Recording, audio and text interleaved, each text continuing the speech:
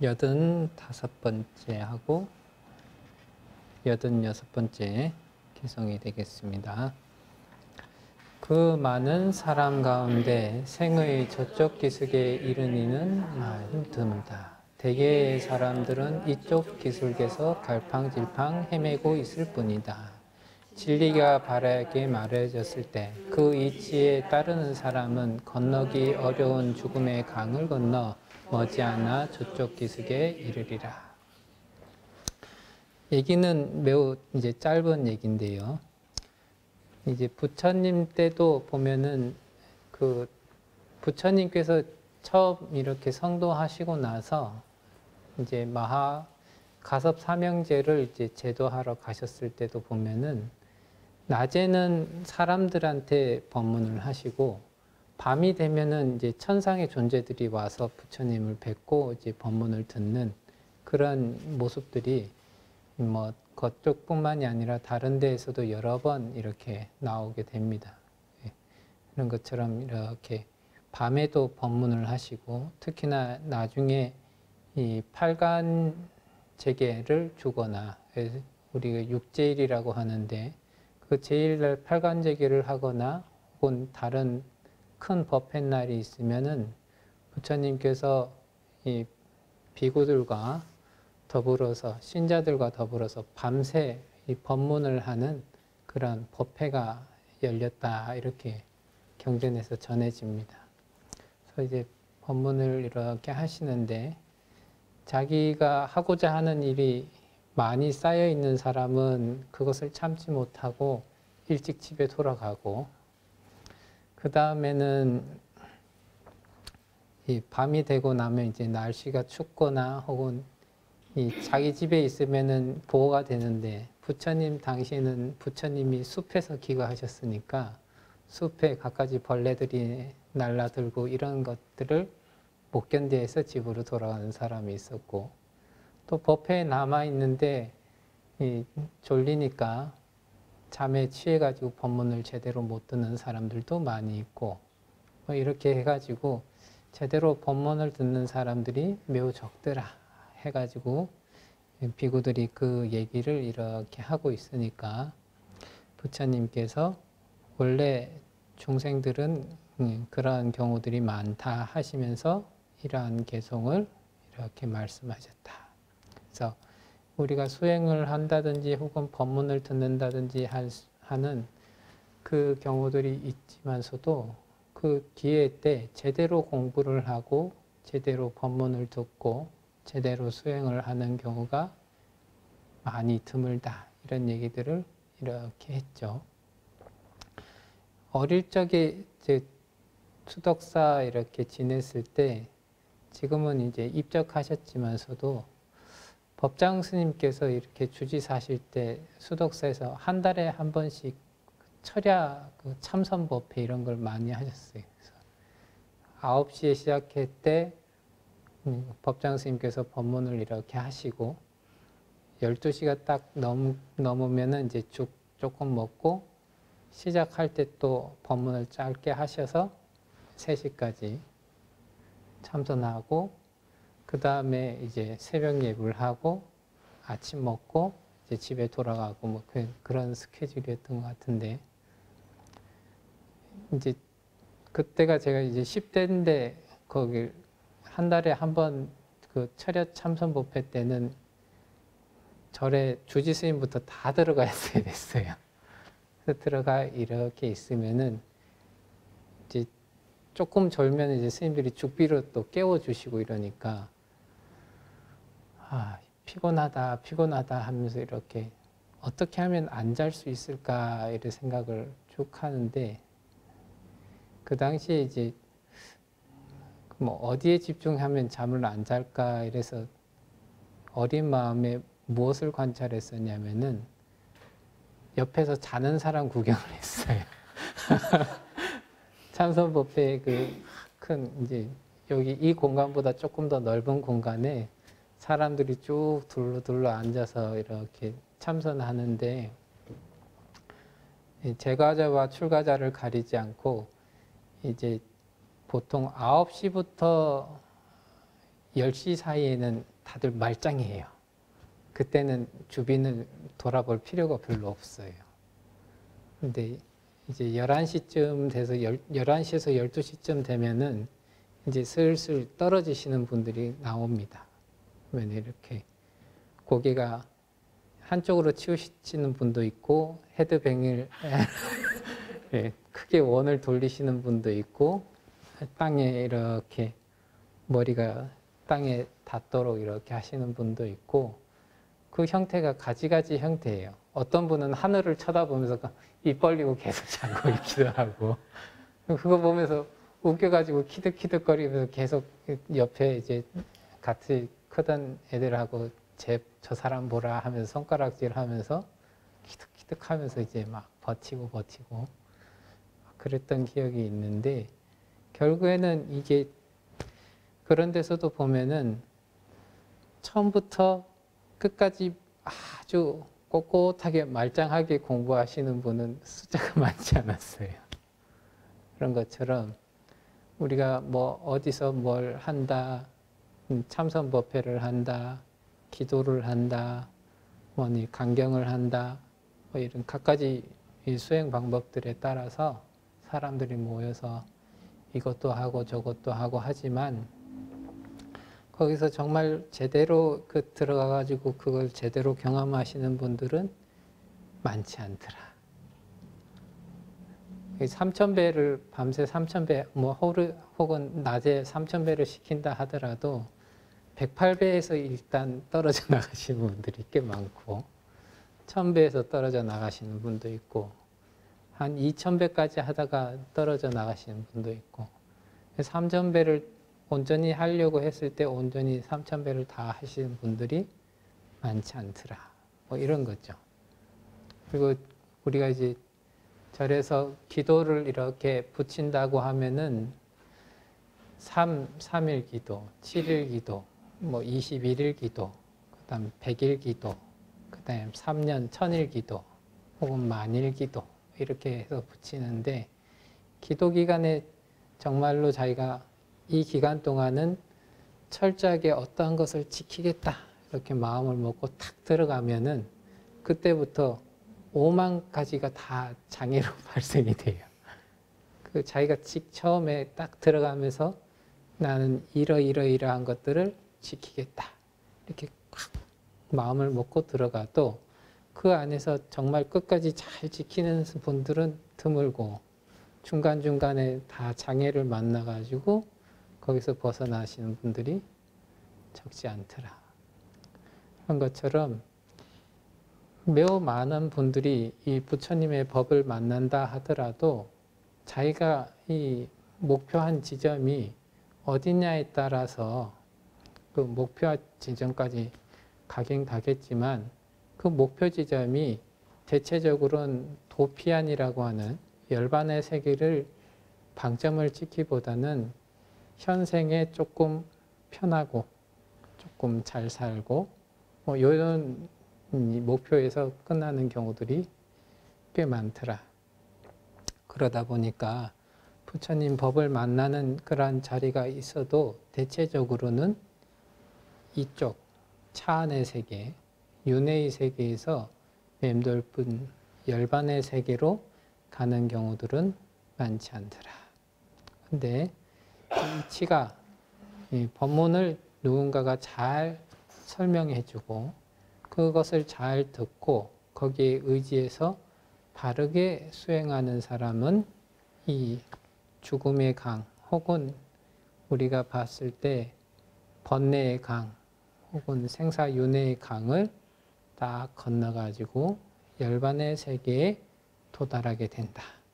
그러면은 왜 이러한 부분에 가는 사람이 드문가 했을 때는 우리는 지금 인간도가 욕계의 세계이기 때문에 욕망의 대상을 쫓아서 한없이 왔다 갔다 하는 자기 자신을 발견하고 그렇게 계속적으로 욕망의 대상을 쫓아서 왔다 갔다 하는 그 모습을 보게 되면은 아, 나는 아직 갈팡질팡 헤매고 있구나라는 것을 이렇게 알 수가 있는 거죠.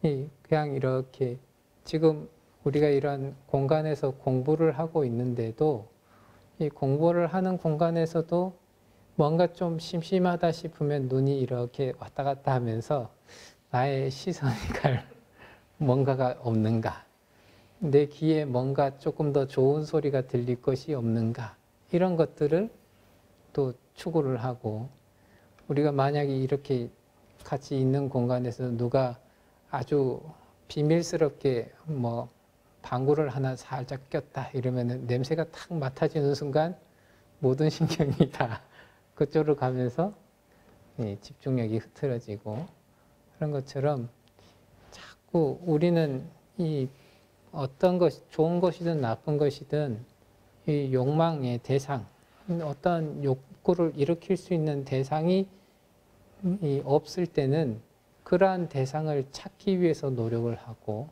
그 대상이 있으면은 그 대상이 오랫동안 내가 욕망할 수 있었으면 좋겠다라는 그러한 마음들의 집착과 욕심이 계속 교차를 하면서 그러한 데 자꾸 추구를 하고, 이쪽으로 막 추구를 하다가 아니다 싶으면 또 방향을 또 틀고 하다 보니까 어떠한 정확한 목표 지점을 가지고 정확하게 가는 그런 일들은 없이 여기도 조금 파고 저기도 조금 파고 이러한 삶들을 계속적으로 해나가더라. 근데 진리가 잘 설명되어져 있다고 하는 것은, 진리가 바르게 말해졌다 하는 것은 사람들에게 정확한 목표 지점을 잘 설정해 줄 수 있는 그러한 법이 설명되어졌다 하는 것이고, 그 목표 지점에 이를 수 있는 방법 또한 잘 설명되어져 있다는 거죠. 우리가 자동차 운전을 할 때 모르는 길을 간다 하더라도 내비게이션이 잘 알려줘서 그 내비게이션에 의지해서 목표 지점까지 정확하게 도착하는 것처럼, 혹은 등산을 잘 하는 사람이 등산을 잘 하는 사람, 못하는 사람이 잘하는 사람을 쫓아서 이래이래하게 가면은 거기에 도착할 수 있다 하면서 앞에서 인도를 하고 그걸 쫓아가는 형태가 된다든지, 여행지에 가서 좋은 가이드를 만나서 자기가 정말 여행하고 싶고 경험하고 싶은 것들을 가이드의 안내에 따라서 안전하고 정확하게 자기가 여행하는 것들을 쭉 볼 수 있듯이, 그렇게 진리가 바르게 잘 설명되어지고 그것에 대해서 하는 거 없이 잘 따르는 사람, 이러한 사람들은 바로 저 도피 안에 열반의 경지에 들어갈 수가 있다. 그래서 그냥 조금 뭐 우스갯소리긴 하지만 우리나라 사람들이 뭐 여행을 가게 되면은 전에 어떤 보살님께서 말씀하셨는데, 정해진 길에서 벗어나서 쫙 퍼져 있다가 자기 멋대로 막 돌아다니다가 어떤 시간에 모이세요 하면 그 시간엔 칼같이 탁 모이고 뭐 이런 일들이 일어난다 했듯이, 그 정해진 선 안에서 여기서 여기까지 간다, 그 목표 지점은 어떻고 시간은 어떻다 했을 때 그것에 따라서 잘 따라가지고 수순하는 그러한 사람들은 반드시 이 열반의 경지에 들어갈 수가 있다. 또한 뭐 다른 부분에서도 우리가 수많은 사람들이 뭐 다이어트가 됐든 공부가 됐든 사업이 됐든 무엇이 됐든지 간에 방법에 대해서 정확하게 일러주고 이러한 스텝을 밟아서 이쪽으로 가는 것이 좋겠다, 이런 얘기를 정확하게 들었을 때 거기에 맞춰서 자기가 삶을 변화시켜서 갈 수 있는 사람은 정확하게 그 삶의 목표 지점까지 도달할 수 있으나, 그 부분을 조금이라도 자기가 따르지 않으려고 하는 그러한 마음을 가지게 되면은 그 넘어서까지 갈 수가 없듯이, 반드시 이 부처님 법도 또한 그러하다. 그래서 수행이라는 것은 이렇다, 그리고 진리라고 하는 것은 이렇다, 이것을 적극적으로 받아들여야 된다 라고 했을 때 자기 스스로 그 가르침들을 삶의 전반에 잘 받아들일수록 그러한 부분에서 가까이 갈 수 있고, 받아들이지 않고 수순하지 않는 사람들은 대체적으로 이쪽 갈팡질팡하면서 살아갈 뿐이다. 수행하는 방법들은 여러 가지가 있지만 대체적으로 예수님들이 추천했던 거는 그 가운데에서 자기의 업과 가장 잘 어울리는 수행 방법을 택해서 열심히 하면 된다. 나는 절이 싫다, 그럼 절을 하지 말고 딴 걸 하면 되고, 경전 보기가 싫다, 뭐 그러면 그거 경전하지 말고 연부를 해도 되고, 참선을 해도 되는 거고, 나는 참선이나 명상이 좋다, 그걸 하면 되는 거죠. 그게 뭘 다른 거를 굳이 이렇게 해라 저렇게 해라고 할 필요는 없다. 단지 자기가 어떠한 부분을 했을 때, 혹은 자기의 차원과 자기의 수준과 자기의 상황도 계속적으로 좀 변할 수 있기 때문에, 변하는 것을 자기가 정확하게 캐치를 할 수 있다면은 약간씩 변화를 주는 것은 좋겠지만서도 자기 업에 가장 잘 어울릴 수 있는 것을 가장 기준으로 삼아서 그것을 꾸준히 하면서 약간의 변주를 주는 것이 좋겠다. 그런 얘기들을 이렇게 많이 하시죠.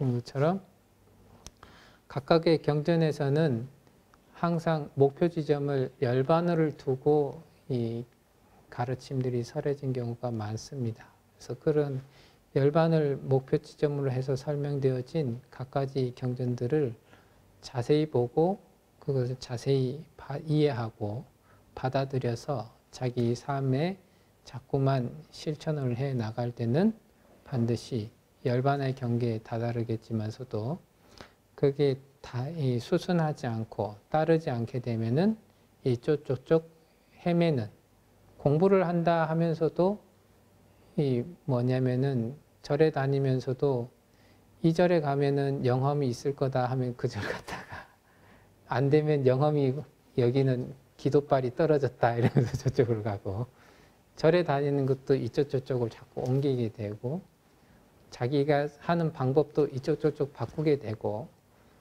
연부를 해도 관세음보살 부르다가 잘 안 되면 이제 서가모니를 하고, 그게 안 되면 뭐 지장보살이나 문수보살을 찾고, 그것도 안 되면 또 아미탑을 찾고 지장보살 찾고, 계속적으로 뭔가를 바꿔가면서 지금 당장 나에게 뭔가 이득이 될 것 같다 하는 부분을 자꾸 쫓아갈 때는 계속적으로 갈팡질팡할 수밖에 없어요. 절에서 기도를 하신다 하거나 공부를 하신다 하는 분들도 계속적으로 갈팡질팡 막 헤매고 있어요. 정확하게 뭔가를 잡지 못해서 그렇다. 또는 이제 어찌 보면은 마음이 여린 것일 수도 있고 조금 귀가 얇으신 것일 수도 있는데, 스님들은 자기가 하는 방법으로서 상대방들을 알려주게끔 되어 있거든요. 근데 이제 여러 스님을 만나서 여러 스님들이 하라는 것을 다 이렇게 하다 보면은 개통이 잡혀지지 않은 여러 가지를 막 어지러이 하다 보면은 또 그러면 분들이 나중에 마음이 지쳐가지고 몸과 마음이 지쳐서 더 이상은 안 했으면 좋겠다 이런 마음들을 또 내서 벌어지기도 하고, 그런 모습들을 자꾸 봤다. 그래서 이 정확하게 어떠한 계통을 밟을 때는 그 계통에 맞는 경전과 그 방법들을 잘 숙달하고, 또한 지도를 받을 수 있으면 지도를 잘 받아가지고 수행과 공부에 나아가시면은 훨씬 더 도움이 되겠다. 이런 말씀을 드립니다. 다음은 세 가지 개성 87번째부터 89번째까지 개성이 되겠습니다. 지혜로운 사람은 어둠을 등지고 밝음을 찾아 나서야 한다. 어둠의 집을 떠나 출가하여 그 속에서 기쁨을 찾으라. 번뇌를 물리칠 좋은 약을 구하라. 지혜로운 사람은 욕망을 버리고 가진 것 없이 마음의 뜻을 써 자신을 밝히라. 해드는 방법으로 마음을 바르게 닫고 집착을 끊고 소유욕을 버리고 항상 편안하고 즐거우며 번뇌가 사라져 빛나는 사람은 이 세상에서 이미 대자유의 경지에 이른 것이다. 예. 경전에서는 그 부처님께 그 다른 지역에서 안거를 마치고 비구들이 이제 부처님을 뵈러 이렇게 왔을 때 부처님께서 그 비구들을 보시면서 그 사람들이 수행한 내용들을 잘 들으시고 칭찬하시는 말씀으로써 이러한 개송을 말씀하셨다. 지혜로운 사람은 어둠을 등진다. 불교에서는 무명이라고 하는 말도 또 쓰기도 합니다. 무명이나 혹은 어리석음이라고 하는 것, 혹은 악도에 떨어지는 것 자체가 어둠을 맞이하는 그런 일들이 되겠죠. 그래서 지혜로운 사람은 일단 어둠을 등진다. 우리가 이제 그 율장 강의하면서도 이제 그런 얘기를 하는데, 우리도 뭐 그냥 농담 삼아서 역사는 밤에 이루어진다 뭐 이런 얘기를 하는데, 어둠이라고 하는 것은 내가 하는 행동을 남이 모를 수 있는 잘 모르게 되는 그러한 조건 중에 하나죠. 그러면 밝을 때 하는 행동하고 어두울 때 하는 행동하고 무슨 차이가 있냐면은, 어두울 때 하는 행동이 훨씬 더 자기 욕망을 크게 표출할 수 있는 조건이 되죠. 그래서 일단은, 그리고 우리가 조금 안 좋게 보는 행동들은 밝고 분명하고 선명한 장소에서 이루어지기보다는 대체적으로 어둡고 가려져 있고 몰래 할 수 있는 장소에서 남들이 하지 말라 하는 행동을 이렇게 하게끔 되어 있죠. 그래서 이 부처님께서 이 제자들하고 보통 지내실 때는 숲속에서 지내셨다고 하는데, 숲속이라고 하는 곳은 이 뭔가 가려지는 영역이 굉장히 적은 지역에서 사신 거죠.